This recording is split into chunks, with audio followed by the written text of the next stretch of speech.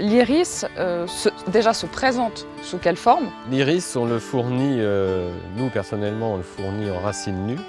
Les rhizomes, c'est la partie souterraine de la plante. Donc on acquiert un rhizome. Et ce rhizome, s'il est de taille suffisante et planté à la bonne époque, et au soleil, et dans un terrain très bien drainé, il va fleurir au mois de mai l'année suivante. Quand vous dites bien planté, est-ce que vous avez des petites astuces? Il y a des choses à respecter? La première chose à respecter, c'est de l'installer dans un coin ensoleillé toute la journée. La deuxième chose, c'est le terrain très bien drainé. Surtout ne pas enterrer le rhizome, c'est-à-dire qu'on doit pratiquement voir le dessus du rhizome quand on plante. On peut faire une petite butte simplement 10 cm de haut, et comme ça, l'eau, quand il pleut, elle va s'écouler. Chez soi, prenons 1 mètre carré, c'est ça? Alors, si vous avez 1 mètre carré, vous pouvez planter entre 7 et 9 rhizomes. La bonne distance de plantation entre deux plantes, c'est 30 à 40 cm.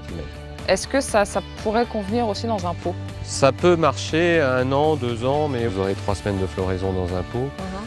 C'est plus une plante de pleine terre. Mais si on est prêt à Mais si on changer... veut, on peut le faire. On peut faire des très belles potées avec des iris nains, c'est sympa. Simplement, il faut un pot assez évasé pour que la plante puisse prendre son aise.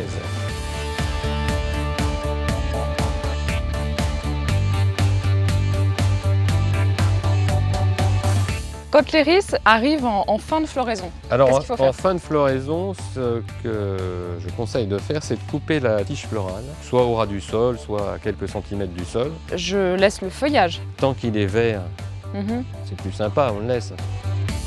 L'iris, on l'arrose quand on le plante, 8 jours après, et après il peut se passer d'arrosage. Quel est votre préféré? Mer du Sud, qui est un bleu marine, c'est toujours mon préféré. Et un rose caprice de star